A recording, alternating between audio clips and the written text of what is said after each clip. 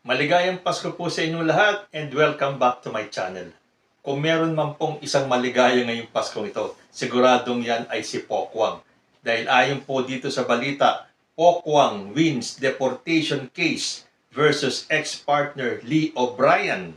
Pokwang has won the deportation case she filed against her ex-partner Lee O'Brien. In an 8-page resolution on December 12, the Bureau of Immigration ordered the deportation of Lee, whose full name is William Lee O'Brien. He is also included in the Bureau of Immigration's blacklist upon deportation with the remarks, deported, violation of his work visa, the cancellation of Lee O'Brien's pre-arranged employment visa, and the issuance of a warrant of deportation against him, among others. The resolution also stated Lee's active involvement in the film, television programs, and theatrical industry, which violated the terms and conditions of his stay in the country. These are projects Lee has acted in from 2016 to 2023. Nag-file ng deportation case against Lee si Pokwang noong June. And among the actress's complaints against Lee are financial abuse, intimidation, and abandonment of their daughter Malia. She added that Lee kept renewing his tourist visa even while he was working as an actor. At sa isang press statement, sinabi ni Pokwang that she is focused on moving forward in life with Malia following this victory. Sabi pa niya, nagpapasalamat ako una sa Panginoon dahil pinakinggan niya ang aking mga dasal na magkaroon ng hustisya ang nangyari sa akin at sa aking anak. Lubos din ako nagpapasalamat sa lahat ng aking mga kaibigan at taga-suporta na sinamahan ako sa bahagi na ito ng buhay ko. Okay, ito lang ang aking tanong. Hindi kaya inisip ni Pokwang kung ano ang magiging epekto nito sa kanilang anak na si Malia? Ngayong madideport si Lee O'Brien at mukhang hindi na makakabalik ng Pilipinas? Paano na kaya ang relasyon ni Lee sa kanyang anak ni Malia? Ibig sabihin, hindi na sila magkikita nito. Ano naman kaya ang magiging pakiramdam ni Malia kapag siya ay lumaki-laki na at nalaman niya na pinadeport ng nanay niya ang kanyang tatay? I'm sure para ma-justify ito, ang sasabihin ni Pokwang sa anak niya ay lahat ng negative traits ng kanyang ama para magalit at masuklam si Malia sa kanyang ama at hindi niya nagugustuhin na makita pa ulit ito? Hindi ba parang you are depriving your daughter of a father? Andyan naman si Lee O'Brien. At isa pa, at itong violation na sinasabi, na siya ay nagtrabaho sa Pilipinas kahit na yung kanyang visa ay non-working. Ibig sabihin, hindi siya pwedeng magkaroon ng trabaho. Pero si Lee O'Brien nga daw, mula 2016, ay lumalabas bilang artista sa TV at sa pelikula. Sabi pa ni Pokwang, sa totoo lang, ang laban na ito ay laban ng Pilipino sa isang abusadong dayuhan sa ating sariling bayan. Pinaglaban din natin dito ang kapakanan ng lahat ng kababaihang umiiyak at naghahanap ng hustisya at respeto sa kanilang sarili. Kaya nga, ang katanungan ko naman, alam na alam ni Pokwang na non-working visa ang meron si Lee. Bakit pinayagan niya na ito ay mag-renew ng visa niya at tumanggap ng mga trabaho bilang artista sa Pilipinas? Hindi ba may kinalaman si Pokwang kaya nakapag-renew at nakapagtrabaho pa si Lee O'Brien dito sa atin? Tapos ngayon, porque nagkaroon sila ng falling out, ipapadeport niya at ang isang dahilan ay nagtatrabaho siya rito nang walang kaukulang visa. Samantalang alam naman ni Pokwang yun na nung panahong sila ay okay pa, hindi niya isinusumbong o inire-report sa BI o yung Bureau of Immigration yung status ng kanyang asawa. Pero ngayon sila ay nagkalabuan na, bigla niyang i-report at lahat sasabihin niya yung violations ni Lee O'Brien. Well, yun lang naman ang aking nakikita. Kung hindi kaya kayo nagkaroon ng ganyang gulo, i-report mo kaya si Lee O'Brien bilang isang dayuhan na nagtatrabaho sa Pilipinas nang walang kaukulang visa? Well, syempre, nasa kanila na yan eh. Away nila mag-asawa yan. Kung ito ang nakitang paraan ni Pokwang para makamit niya ang hustisya kay Lee O'Brien, sino ba tayo para humusga at tumutol?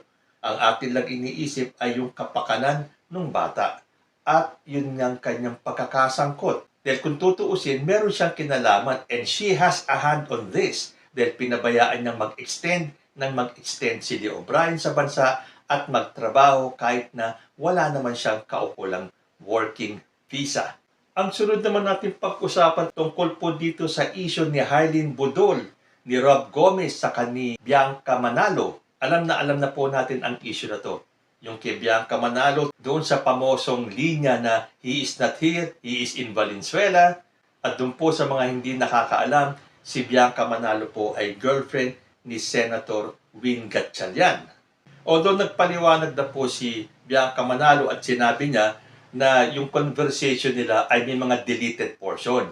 At kung paniniwalaan naman natin ang mga sinabi ni Bianca Manalo at kung babasahin natin ang kanilang conversation ni Rob Gomez, 50-50 rin naman talaga ang ating magiging paniniwala. Dahil wala naman pong mga incriminating doon sa kanyang mga sinabi. Although naging famous na po yung linyang he is not here, he is in Valenzuela. Pero nagsalita na po si Win Gatchalian at ang sinabi niya, no fake news will divide us apart. Senator Sherwin Win Gatchalian broke his silence over the controversy that involved his partners Bianca Manalo with actor Rob Gomez. At tahasa naman pong dininay ni Bianca na there was something going on between her and Rob. Sila daw po ay magkaibigan lamang at co-worker. Ang mas nakatawag pansin po sa ating mga kababayan ay ito pong conversation ni Harleen Budol sa ni Rob Gomez. Lalo na po dun sa kainan issue. I'm sure alam nyo na, hindi ko na kailangang pang ilabas dito yung conversation nila dahil sigurado ako nabasa nyo na yan. So what I am sharing sa inyo ay yung pong kanilang mga reaksyon. Sabi po ni Harleen Budol, hindi ako ganong babae. Beauty queen actress Harleen Budol reiterated that she is not the type of woman being implied in the alleged leaked private chats that went viral this week. Sabi niya, wala daw siyang idea kung paano nag-umpisa yung issue dahil siya daw ay busy sa trabaho. Sabi niya, yung tahimik lang ako at kaliwat kanan babad ako sa taping. Yung di ako makafocus sa trabaho dahil sa issue ng magjowa na may anak. Tapos malalaman ko, nakaladkad na lang pangalan ko at binabash ako na wala naman akong ginagawa. Ito po kasing si Rob Gomez ay hiwalay sa ina ng kanilang anak na si former beauty queen Shaila Rebortera. Sabi pa ni Harleen, opo, iskwami man ako sa paningin ninyo, hindi ako hayok sa laman. Produkto ako ng broken family. Pinalaki ako ng lolo at lola ko ng maayos. Paliwanag pa niya, yung batuhan ng mga script para pangkabisado sa mga linyahan ay nahaluan ng mga joke at one-liner tulad ng salitang kain. Ganyan na agad ang tingin nyo sa akin. Sumakay lang ako sa mga joke dahil komedyante ako kahit alam ko fini-flirt ako. The beauty queen revealed that she had received indecent proposals that came with huge amounts when she joined 2 national pageants but she never entertained them. Pero hindi ako ganung babae sa mga binabatikos sa akin. FYI, nakadalawang national pageant na ako. Maraming nag-propose ng indecent proposal sa akin ng malaking halaga. Pero inisip ko nasa maayos naman karera ko at gusto ko pinaghihirapan, hindi yung one time, big time. At pinag-iisipan din ni Harleen Budol na magsampa ng data privacy, defamation, and cyber libel cases against dun sa taong naglabas ng mga screenshots.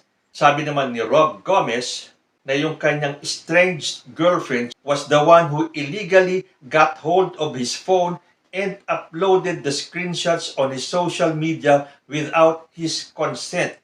Okay, so ang tanong natin, paano nakuha yung cellphone ni Rob Gomez? Kung sila ay magkahiwalay na, anong instance ang pwedeng mangyari para makuha yung cellphone ni Rob Gomez?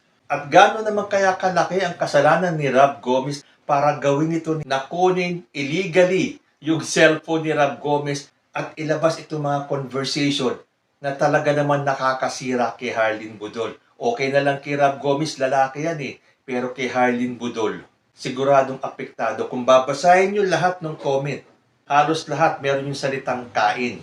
At saka hindi naman kapanipaniwala kasi na ang dahilan ni Harleen Budol ay nagbabatuhan sila ng script, nagbabatuhan sila ng dialogue ni Rob Gomez at nahaluan lang ng mga salitang kain. Hindi naman kasi kapanipaniwala yung dahilan na yon. Pero, ang sinasabi ko lang, personal nilang buhay yan. Kung meron man talagang namamagitan between Rob Gomez and Harleen Budol, kung tutuusin, wala tayong pakialam doon. Kaya lang kumalat nga lang ito eh. Na ang pinagbibintangan ay itong ex-partner ni Rob Gomez na may kumuha daw ng cellphone niya. Pero yun nga ang katanungan na dapat maliwanagan. Para sa atin, very personal ang cellphone.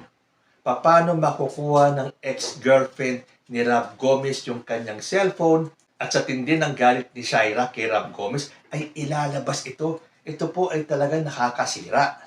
Pero ito ay magagawa lang ng isang tao na sobrang galit sa kanyang ex-partner. So kung ano man yung tindi ng galit ni Shaira kay Rob Gomez ay sila lang ang nakakaalam.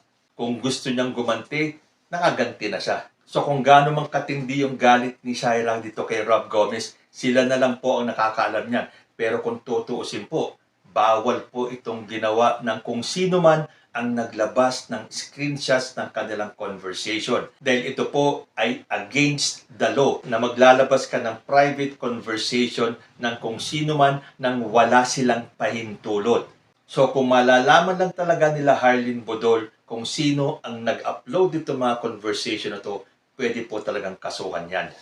So sa ngayon, lumabas na yan, wala na silang magagawa. Ang pinakamagandang nangyari na lang dyan, sumikat si Rob Gomez at lalong sumikat si Harleen Budol.